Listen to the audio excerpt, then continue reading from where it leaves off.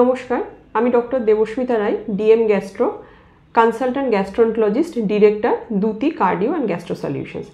আজকে আমরা peptic ulcer disease নিয়ে আলোচনা করব। পেপটিক আলসার ডিজিজ রোগটা কি?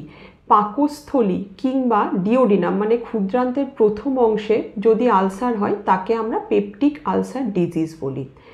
এই রোগ হয় কেন?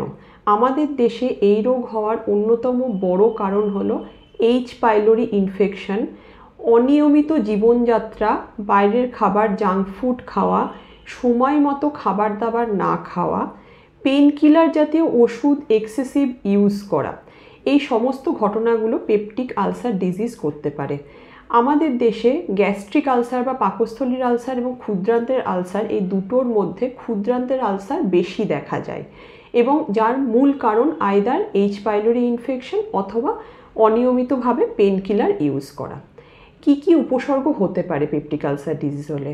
পেটে ব্যথা হতে পারে, গলা বুক জ্বালা বা অ্যাসিড রিফ্লাক্স সিমটম হতে পারে, কিংবা যদি আলসার ক্ষত যদি গভীর হয় তাহলে পাকস্থলীর ব্লাড ভেসেল পর্যন্ত এক্সটেন্ড করলে সেখান থেকে ব্লিডিং হতে পারে।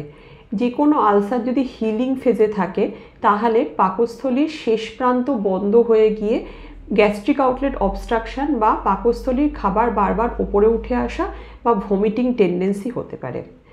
পেপটিক আলসার ডিজিজের চিকিৎসা কী?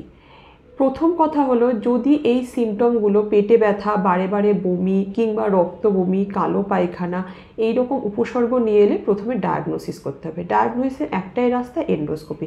এন্ডোস্কোপি করে দেখতে হবে পাকস্থলীতে কোন জায়গাতে আপনার আলসার আছে, পাকস্থলীর মধ্যে আছে না ক্ষুদ্রান্তের মধ্যে বা ডিওডিনামের মধ্যে আছে। অ্যাসোসিয়েটেড এইচ পাইলোরি ইনফেকশন আছে কি না দেখতে হবে। যদি এইচ পাইলোরি ইনফেকশন থাকে তার জন্য চিকিৎসা দিয়ে এইচ পাইলোরি এরাডিকেশন করতে হবে। এরপরে জীবনযাত্রা, বাইরের খাবার জাঙ্ক ফুড বন্ধ করতে হবে এবং খাবারের গ্যাপ মোটামুটি ইকুয়াল রাখার চেষ্টা করতে হবে।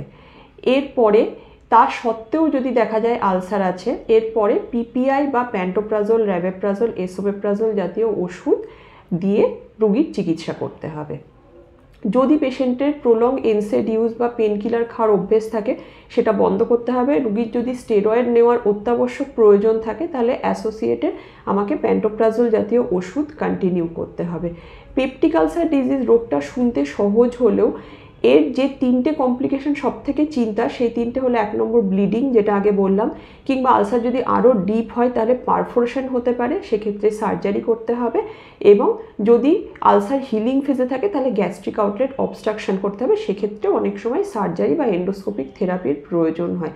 সেই জন্য যদি পেপটিক আলসারের সিমটম প্রথমেই ধরা পড়ে, বেটার হচ্ছে এন্ডোস্কোপি করে তার কারণটা খুঁজে বের করে প্রপার ট্রিটমেন্ট দেওয়া। ভালো থাকবেন, সুস্থ থাকবেন।